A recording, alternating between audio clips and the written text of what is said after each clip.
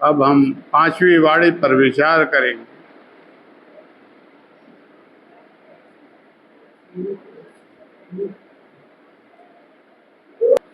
पांचवी वाणी, मैं प्यासा हूं। और यूहन्ना 19 अध्याय 28 पद में और भजन संहिता 42 अध्याय 2 पद में। उसके बाद यीशु ने यह जानकर अब सब कुछ पूरा हो चुका है, इसलिए कि कवि शास्त्र में जो कुछ कहा गया है वो पूरा हो गया। कहा, मैं प्यासा हूँ। मैं प्यासा हूं, मैं प्यासा हूं। प्रभु यीशु मसीह जिसने अपने जीवन भर मनुष्यों की प्यास बुझाई, चाहे उसकी प्यास जो भी प्रकार की, वे सब उसके पीछे पीछे इसलिए जाते थे कि उनके कष्ट दूर किए जाएं, उनके कष्ट दूर हो जाएं, उनकी पीड़ा दूर हो जाए, उनकी समस्या दूर हो जाए, वह ना मरे, वह ना लंगड़ाए, वह देखने लगे, वह चलने लगे, उसे सुनाई देने लगे और वह हाय हाय ना करे। मनुष्य हाय हाय करता है जब उसके प्राण में सब संकट आता है। प्राण में जब संकट आता है तो वह हाय हाय करता है,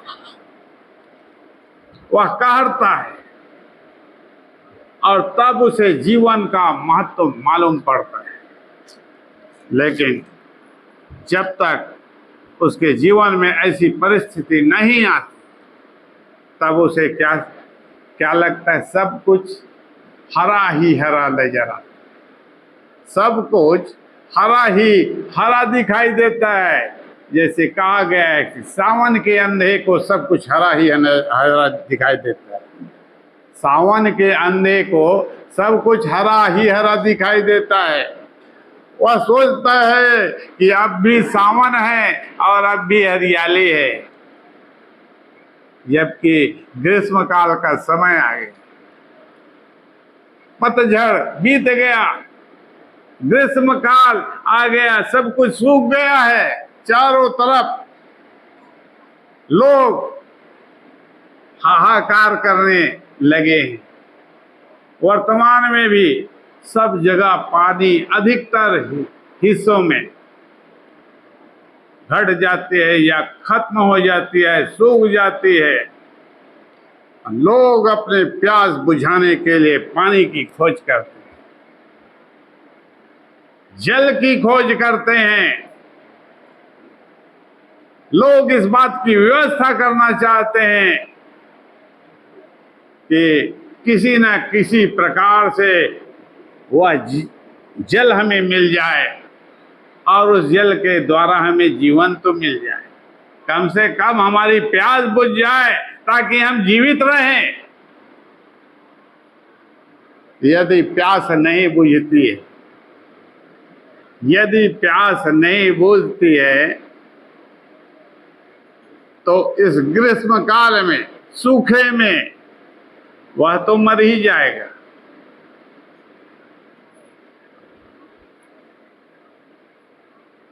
और प्रभु यीशु मसीह इस बात को जानता है कि यदि मैं नहीं जाऊंगा, यदि मैं नहीं जाऊंगा, स्वर्ग से उतरकर पृथ्वी में नहीं जाऊंगा, परमेश्वर की संतानों के पास मैं नहीं जाऊंगा, तो बिना जल के वे तो मर ही जाएंगे। वे सीधा अधोलोक में प्रवेश करेंगे, जहां से उन्हें छुड़ा कर लाना तो कठिन क्या असंभव है। उसे वहां से लाया ही नहीं जा सकता। मुझे जाना ही पड़ेगा, मुझे मरना ही पड़ेगा, मुझे अपना प्राण देना ही पड़ेगा। मुझे वह असहनीय पीड़ा सहनी ही पड़ेगी, मुझे अपमानित होना ही पड़ेगा, चाहे वे मेरे मुंह पर थूके, चाहे घूंसे लगाए, चाहे कोड़े मारे, वे तो मेरी संतान हैं। वे तो क्या है? मेरी संतान है, जिसे उसने ठहराया, जिसे उसने ठहराया और पृथ्वी में बहुत से मनुष्यों के बीच से चुनकर अलग भी कर लिया, और इसलिए अलग कर लिया कि वह फिर से वह उसे अपने पास उस स्वर्गीय स्थान में ले जाए, अधोलोक में जाने ना दे, अधोलोक जाने से छुड़ा ले। तो यह उसकी प्यास है, उसकी यह प्यास है कि एक भी आदमी अधोलोक नहीं जाना चाहिए।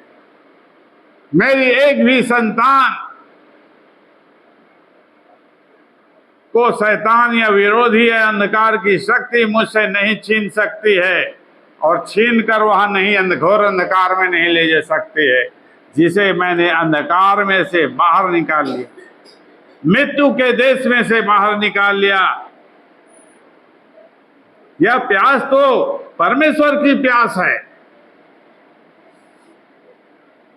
ये परमेश्वर की प्यास, और प्रभु यीशु मसीह के द्वारा उसने अपनी प्यास को बताया कि मेरी प्यास मेरे संतान के विषय में है, मेरे लोगों के विषय में है, जिसे मैंने उत्पन्न किया है, जिसे अपने जीवन का श्वास दिया है, जिसे मैंने अपनी आत्मा दी है। मैं उनके लिए प्यासा, मैं उनके लिए प्यासा हूं कि उसे कैसे बचाऊं, कैसे छुड़ाऊं, कैसे उसे जीवन दूं, कैसे उसे भरपूरी दूं, कैसे उसे स्वर्ग का यह देश दूं या स्वर्ग का राज्य ने दूं, कैसे यहां तक मैं उसे पहुंचाऊं। यह तो बहुत भारी और कठिन प्रश्न है। वह एक ऐसे बलिदान की मांग करता है जो बहुत ही कठिन बलिदान है, और तब उसने देह धारण करने का उपाय किया। उसने एक ऐसी देह की रचना की जो पवित्र, निर्दोष और निष्कलंक हो, और वह नर हो, उसका जेंडर क्या हो? मेल हो।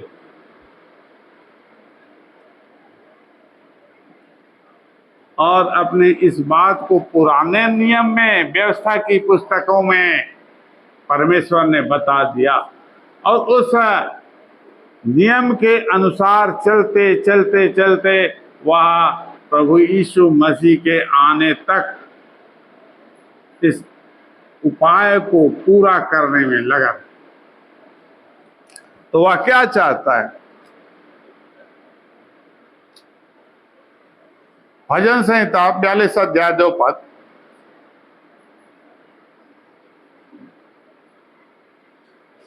भजन संहिता 42 अध्याय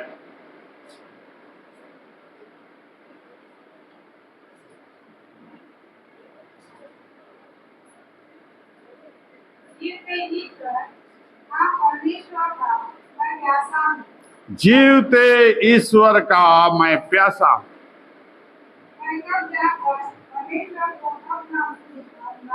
मैं कब जाकर परमेश्वर को अपना मुख दिखाऊं।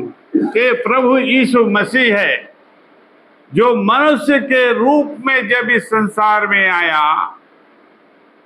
वह तो उन मनुष्यों को बचाने के लिए परमेश्वर की प्यास को लेकर आया, लेकिन इस संसार में आकर वह फिर से अपने पिता के पास जाने के लिए वह प्यासा हो जाता है कि मैं इस संसार को छोड़कर कैसे जाऊं अपने पिता के पास, उस जीवते ईश्वर के पास जहां से मैं आया हूं कैसे पहुंचूंगा। वहां तो बिना मरे पहुंच नहीं सकता, बिना बलिदान किए नहीं जा सकता। बिना अपना लहू बहाए, और उसके लिए जो तय था, उसका मार्ग जो तय था कि उसके साथ क्या क्या होने वाला है, और वह जब तक ना हो ले तब तक वह वहां वापस नहीं जा सकता जहां से वह आया है। तो प्रभु यीशु मसीह की ये दूसरी प्यास है, जहां पर वह अपने पिता से फिर से मिलने का प्यास, मिलने के लिए, अपने पिता से मिलने की। तो यह प्यास क्यों है? उसकी यह प्यास जो पिता से है, उन सब मनुष्यों के लिए है जो उसके भाई हैं, जो उसके द्वारा परमेश्वर की संतान है। उनके मनों में यह प्यास जागृत कर दी उसने। उनके मनों में यह प्यास, उन सब मनुष्यों के मन में परमेश्वर के प्रति यह प्यास जागृत कर दी उसने। उस आत्मा के प्रति मनुष्यों के मन में यह प्यास प्रबल हुई। यह प्यास प्रबल हुई, ज्वलंत इच्छा का रूप धारण कर ले, और तब मनुष्यों ने क्या किया? वह सब कुछ किया उस जीवन के आत्मा को पाने के लिए। वह सब कुछ कठिन से कठिन परिस्थितियों का सामना करने के लिए तैयार हो गए कि किसी भी परिस्थिति में हमें वह जीवन का आत्मा, वह पवित्र आत्मा हमें मिल जाए, जिससे हम अपने पिता से तो जुड़ जाएं, और जिसके द्वारा पिता से हमारा मेल हो जाए। तो मनुष्यों के मन में यह प्यास क्या है? यह सबसे बड़ी प्यास है। यह भौतिक जल की प्यास नहीं, यह इस संसार की प्यास नहीं, यह आत्मा की प्यास है, जहां पर मनुष्य शरीर में उसे केवल प्यास बुझाने के लिए पानी चाहिए। पानी से उसे जीवन नहीं मिलने, वह पानी पीते रहेगा अपने अंतिम समय तक तो भी मर जाएगा। वह पानी पीते रहेगा जीवन भर तो भी वह मर जाएगा। तो उसकी प्यास कहां बुझी? उसे तो उस प्यास को बुझाना है जिसके द्वारा वह ना मरे, वह अनंत काल तक जीवित रहे, उसे कोई मार ना सके, उसका अंत ना हो। मनुष्य के मन में इस प्रकार की प्यास उत्पन्न होना चाहिए, जागृत होना चाहिए, उसके मन में ज्वलंत इच्छा बननी चाहिए, और वह उसके लिए खोज करे, उस आत्मा के लिए उसे पुकारे, क्योंकि सब कार्य, वे सारे कार्य जो स्वर्ग से संबंधित हैं, जो आत्मिक हैं, परमेश्वर की ओर से हैं, उसी आत्मा के द्वारा किए जाते हैं, अंजाम दिए जाते हैं। कोई मनुष्य किसी के लिए कुछ नहीं कर सकता, लेकिन वही आत्मा जो कुछ भी वह करता है उसी आत्मा के द्वारा करता है। परमेश्वर की उसी आत्मा के द्वारा ही इस संसार में वह वे सारे अद्भुत काम करता है, वही आत्मा करता है। तो उस आत्मा की प्यास उसने अपने भाइयों के मन में जागृत, अब परमेश्वर के संतानों के मन में जागृत की। उनके मन में प्यास जगाने की प्यास, उनके मन में प्यास जगाने की प्यास। प्रभु यीशु मसीह वह आत्मिक जगत का है, वह आत्मा है, और इसलिए जीवन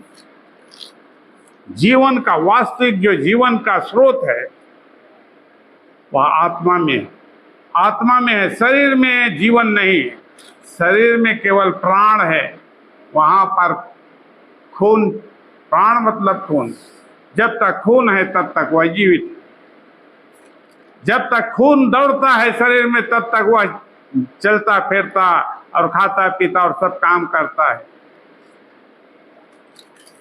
जिस दिन खून दौड़ना बंद कर देता है उस दिन उसका शरीर डेड हो जाता है, बंद हो जाता है, काम नहीं करता। लेकिन उस बंद हुए शरीर को, जहां पर खून का प्रवाह भी दौड़ने से रुक जाए, उसे भी फिर से चलाने की शक्ति किसके पास है? उस आत्मा में है। उसी आत्मा के द्वारा वह उसे बनाता है और चलाता है, और सारी प्रक्रियाओं को जो शरीर में होते हैं वो उसी आत्मा के द्वारा किए जाते हैं। जीवन वह उसमें डालता है, वही डालता है जीवन। तो जीवन देने की प्यास, तो मनुष्यों में क्या प्यास होनी चाहिए? जीवन पाने की, जीवन को के आत्मा को पाने की प्यास किस में है? किस में है? जीवन के आत्मा को पाने की प्यास। यदि आत्मा पाने की प्यास नहीं है तो उस प्यास को पाने के लिए वह उस काम में लग जाए।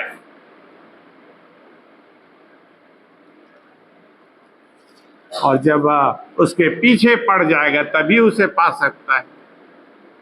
उस आत्मा के जब वह पीछे पड़ जाए कि वह मिल जाए किसी भी प्रकार से, तभी तो मिलेगा कि अपने आप मिल जाए।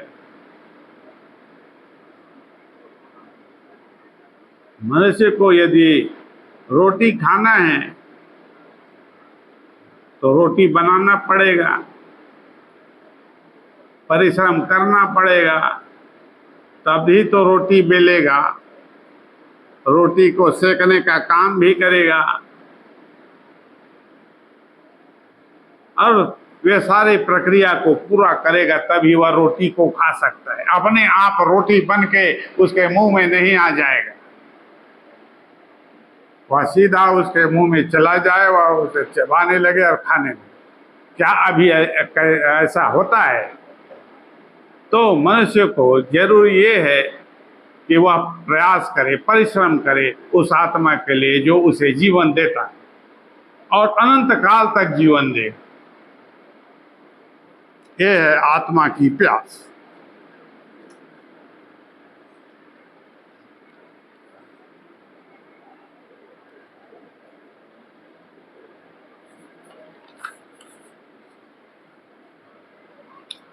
इस प्रकार से पांचवी वाणी पूरी होती है।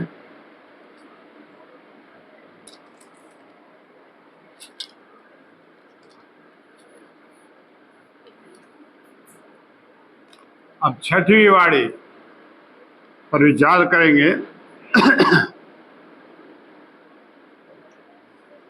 छठवीं वाणी है पूरा हुआ,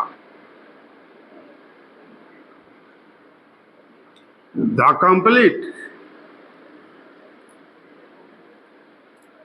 यूहन्ना 19 अध्याय 30 पद। जब यीशु ने वह सीख कर लिया तो कहा पूरा हुआ और सिर झुकाकर प्राण त्याग दिए। जब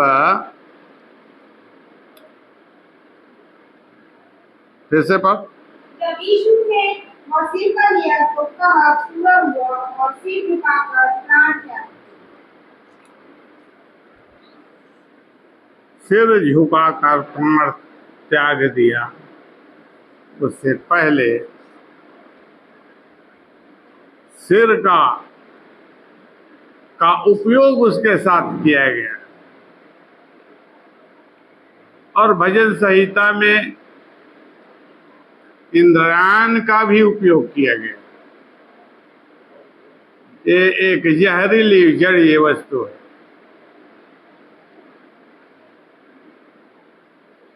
उसे खाने के लिए इंद्रियान दिया गया, और जब प्राण त्यागने के समय उसने पानी मांगा, तो इस संसार में क्या होता है, जब वह हाय हाय करने लगता है तो पानी की मांग करता है, मेरा प्राण निकलना चाहता है, अब मैं जा रहा हूं, मेरा समय निकट आ गया, मुझे जाने से पहले एक बूंद पानी पिला दे। प्रभु यीशु मसीह की भी यही मांग थी। प्राण तो पानी की मांग करेगा ही। प्राण जीवन चाहता है, ऐसा नहीं है कि कोई मरना चाहे। कोई भी व्यक्ति मरना नहीं चाहता है, और यह भी नहीं चाहता है कि कोई उसे मारे और मारने के लिए उसे जहर दे या सिर का पिलाए। वह तो जीवन पाने के लिए पानी मांगता है। हर मनुष्यों की मांग है, और प्रभु यीशु मसीह भी मनुष्य बनकर आया, तो जाहिर है उन सब वस्तुओं की उसे भी जरूरत।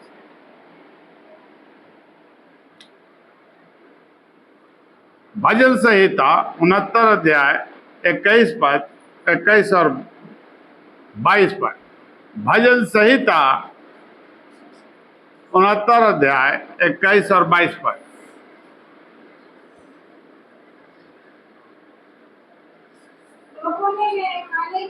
लोगों ने मेरे खाने के लिए क्या दिया? इंद्रायण दिया, और मेरी प्यास बुझाने के लिए सिर का पिलाया। ये मनुष्यों ने उसके साथ किया, परमेश्वर की प्रजा ने उसके साथ किया। जिसके प्राण को वह बचाने गया था, जिनके प्राण को वह बचाने गया था, समस्या का निराकरण करने गया था, पाप का प्रायश्चित करने गया था, अधर्म का प्रायश्चित करने गया था, मनुष्यों के साथ भलाई करने गया था, मनुष्यों के लिए भलाई करने गया था। लेकिन मनुष्यों ने उसके साथ क्या किया? उस भलाई के बदले में आज वही दशा हर मनुष्य की, प्रत्येक मनुष्य की यह दशा है कि वह भलाई के बदले बुराई ही करता है। भलाई के बदले वह बुरा ही करता है। ये है आदम का पुराना स्वभाव, जो जड़ जमा के बैठा है। वह मूसला जड़ है। कई बार उस पेड़ को काट के गिरा दिया गया, लेकिन उसका जड़ सूखता ही नहीं, और जब वह सूखता नहीं है तो उसके लिए वचन में लिखा है कि वह असाध्य रोग है। उस जड़ को राख में नहीं मिलाया जा सकता।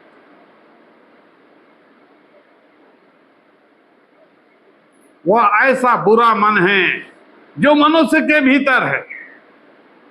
वह भलाई के बदले बुरा ही करता है, और इसीलिए प्रभु यीशु मसीह के द्वारा परमेश्वर ने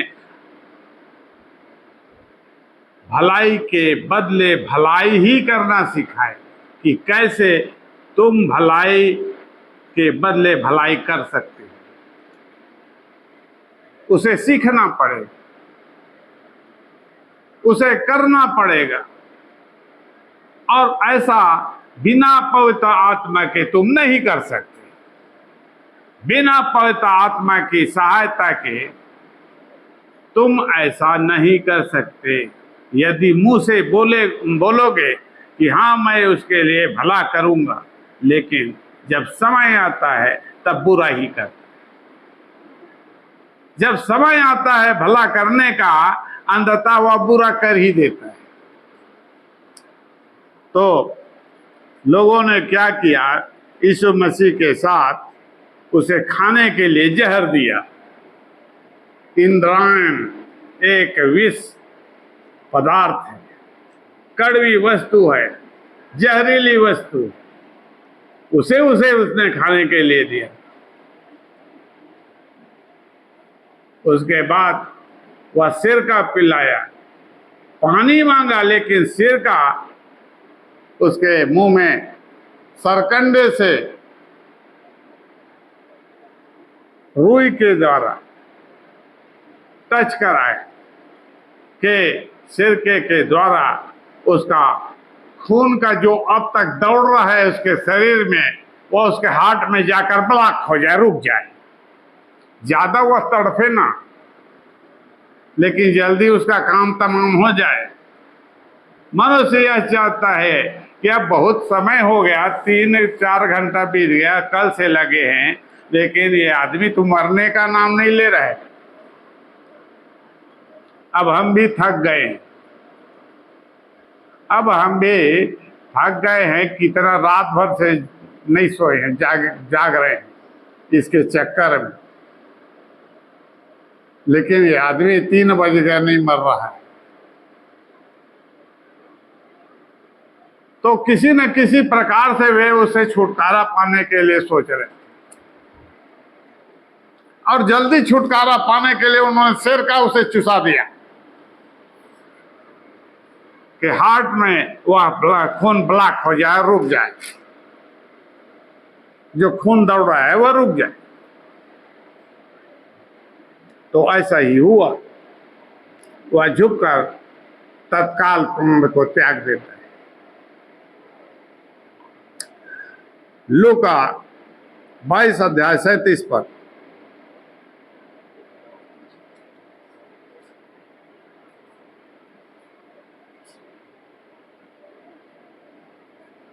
क्योंकि मैं तुमसे कहता हूँ कि यह जो लिखा है वह अपराधियों के संग गिना गया, उसका मुख में पूरा होना अवश्य है, क्योंकि मेरे विषय में लिखी बातें पूरी होने पर है। क्योंकि मेरे विषय में लिखी गई सारी बातें पूरी होने का वक्त आ गया है। अब इसी समय पूरी होगी और इसके बाद की बात नहीं है। अब तो मेरा समय खत्म हो गया, और जितनी भी बातें लिखी है पवित्र शास्त्र में, भविष्यवक्ताओं की पुस्तक में, जगत के अंत से शुरुआत के समय से जो मेरे विषय में लिखा, वे सारी बातें यहाँ पर स्टॉप हो जाएंगी। और क्या लिखा गया अंत में? मेरे विषय में क्या लिखा? वह अपराधियों के संग गिना जाएगा, अपराधी के संग गिना जाएगा। प्रभु यीशु मसीह एक संत थे, लोगों की दृष्टि में वे एक संत थे, और वह हमेशा लोगों की भलाई के लिए उसने कार्य किया, शिक्षा देने का कार्य किया, रास्ता दिखाने का कार्य किया, लोगों के कष्ट को दूर करने का काम किया, उन्हें चंगा करने का, उन्हें जीवन देने का कार्य किया, कोढ़ियों को शुद्ध करने का काम किया। वे सारे काम जो परमेश्वर ने उसे सौंपे थे, वह कहते जाता था, परमेश्वर अपनी सामर्थ्य उसके द्वारा प्रकट करते जाता था, और वह जिसे कहता था वह चंगा हो जाता और जीवन पाता था। लेकिन उसके लिए लिखा गया, क्या लिखा गया? कि वह अपराधियों के साथ उसे सजा दी जाएगी। और पिलातुस के द्वारा वह चाहता है यीशु मसीह को अलग से, लेकिन उन अपराधी जो डाकू थे, जो आदेश निकाला उसने, आज के दिन फलाना फलाना व्यक्ति को, क्या नाम था उस डाकू का, बरब्बा, और एक और डाकू था, उसके विषय में लिखा था सजाए मौत, और सजाए मौत में तीसरा नाम था यीशु मसीह का। ये अपराधी पहले लिखा था, ये अपराधी, इसके अपराध ये है और इसकी सजा ये है, आज के तारीख इन्हें क्रूस में चढ़ाकर मृत्यु दी जाएगी। तो इस प्रकार से लिखित में है यह रिकॉर्ड कि वह अपराधियों के संग गिना गया। तो जब उसे सजा दी गई तो अपराधियों के साथ उसे सजा दी गई, और यह वचन पूरा हुआ, उसके अनुसार ही हुआ। यशायाह 53 अध्याय 12 पर,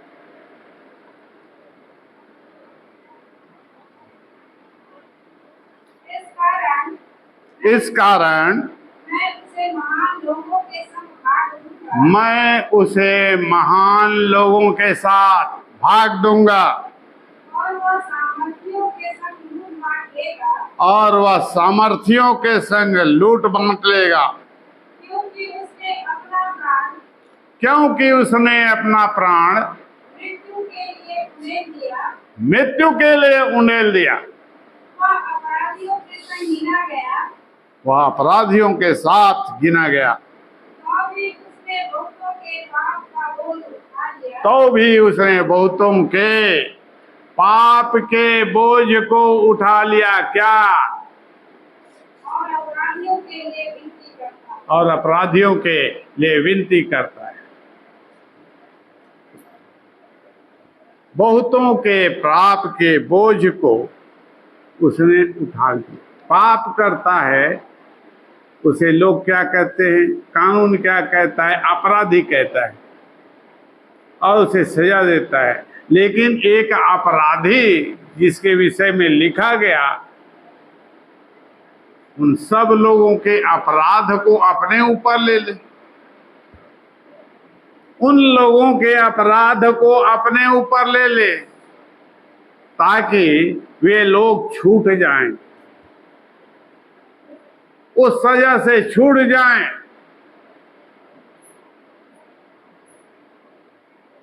लेकिन उसके बदले में केवल एक उसी को मार दिया जाए। वह स्वयं चाहता है कि उसे मार दिया जाए, वह अपने प्राण का दोष बलि करे। उसने अपने प्राण का दोष बलि किया इस प्रकार से कि दूसरों के प्राण को बचाने के लिए वह अपराधी गिना गया, उनके दोष को अपने ऊपर ले लिया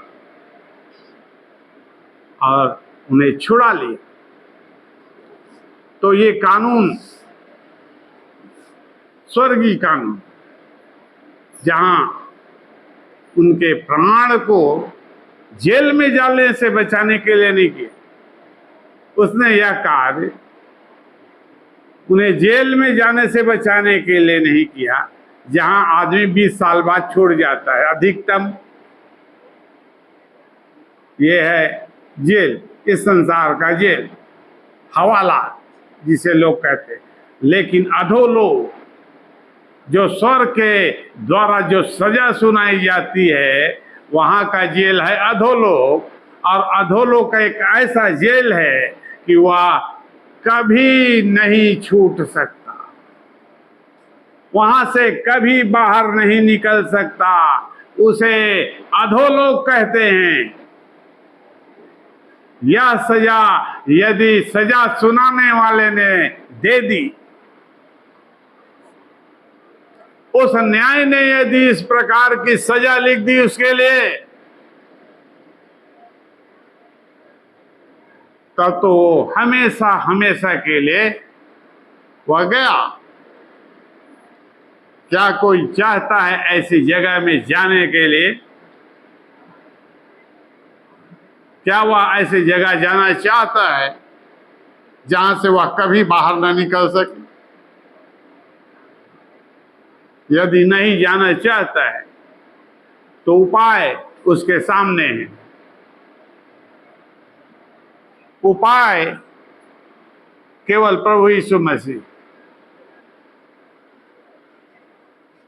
यदि वह उस पर विश्वास करता है और उसके उपाय को अपना लेता है तो निश्चित रूप से वह अधोलोक में नहीं जाएगा। निश्चित रूप से उसे इस प्रकार की सजा नहीं दी जाएगी जहां से उसके बाहर निकलना ही असंभव है, हो ही नहीं सकता। तो उसने उस अपराध को अपने ऊपर ले लिया। परिणाम स्वरूप क्या हुआ? परिणाम इसका क्या निकला? उसने तो ऐसा कर दिया कि वो अधोलोक में ना जाएं। उनके अपराध को अपने ऊपर ले लिया। स्वर्ग में जो जज बैठा है उसने तो सजा दे दी अधोलोक जाने की, तो उनके बदले में अधोलोक कौन गया? उसके बदले में अधोलोक यीशु मसीह गया। मरने के बाद वह अधोलोक भेज दिया गया।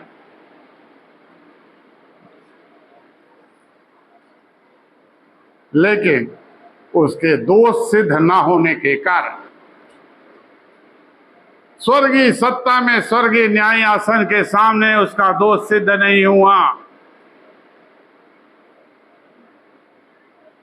दोष सिद्ध नहीं हुआ, फिर भी नहीं निकल सकता।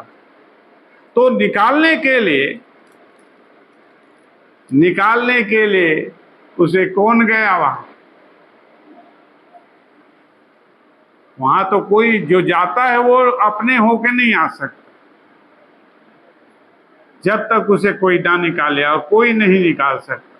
कोई ऐसी शक्ति नहीं है जो अधोलोक से उसे बाहर निकाला, क्योंकि उसका जो प्रधान है, उसका जो जेलर है, लूसीफर है।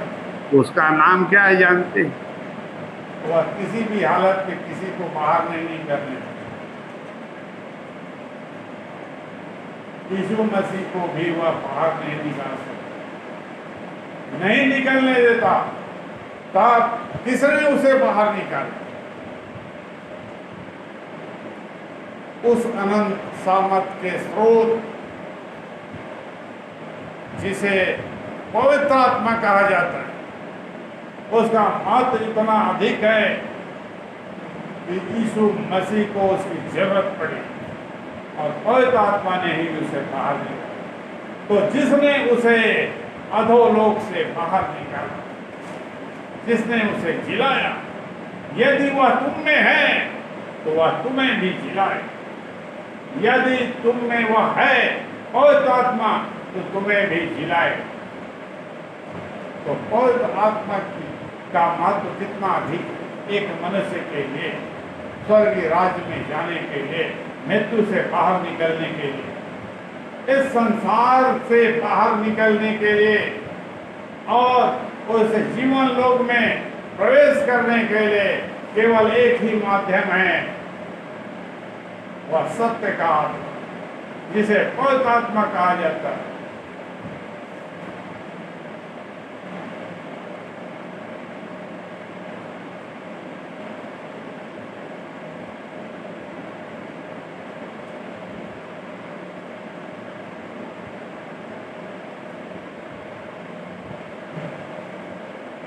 और इसलिए प्रभु यीशु मसीह ने बता दिया कि पवित्र आत्मा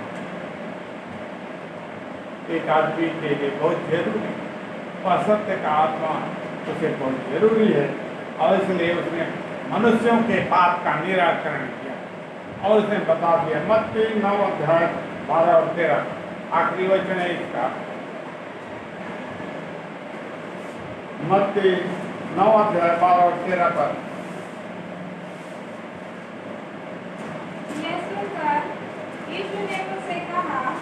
यह सुनकर यीशु ने उनसे कहा, वैद्य भले चंगों के लिए नहीं, वैद्य भले चंगों के लिए नहीं, परंतु बीमारों के लिए अवश्य है। इसलिए तुम जाकर इसका अर्थ सीख लो। इसलिए तुम जाकर इसका अर्थ सीख लो, पहले सीख लो। मैं बलिदान नहीं पर दया चाहता। क्योंकि मैं धर्मियों को नहीं परंतु पापियों को बुलाने आया हूँ। मैं धर्मियों को बुलाने के लिए नहीं आया, स्वर्ग से उतरकर धर्मियों को बुलाने के लिए नहीं आया हूँ। धर्मी मेरे लिए कोई समस्या नहीं है। और व्यवस्था की पुस्तक में क्या लिखा है कि इस संसार में एक भी धर्मी नहीं। तो एक भी धर्मी नहीं है तो धर्मियों को बचाने की आवश्यकता ही नहीं है, क्योंकि धर्मी तो है ही नहीं, एक भी नहीं है। तो मेरे लिए क्या काम लगता है? मेरे लिए जो काम है वहां पर तो सब पापी पापी भरे हैं। व्यवस्था की पुस्तक में ऐसा लिखा है। तो उन पापियों को बचाने के लिए वह इस जगत में आता है और यह बताता है कि मैं पापियों को बचाने के लिए आया। बीमारों को वैद्य की आवश्यकता है, इलाज की जरूरत किसे? जो बीमार है उसे ही इंजेक्शन लगाया जाए। ये जो बीमार नहीं है उसे जबरदस्ती इंजेक्शन लगाया जाए अस्पताल में भर्ती करके, ऐसा नहीं होता है। जो बीमार रहेगा उसे एडमिट किया जाएगा, उसे भर्ती किया जाएगा और उसे दवाई पानी दिया जाएगा। तो यीशु मसीह पापियों का इलाज करने के लिए आया था और वो जानता है कि सब पापी हैं और सबके लिए उसके पास इलाज। तो यहीं तक यह वचन पूरा हुआ। 6वीं वाणी थी, अब 7वीं वाणी है।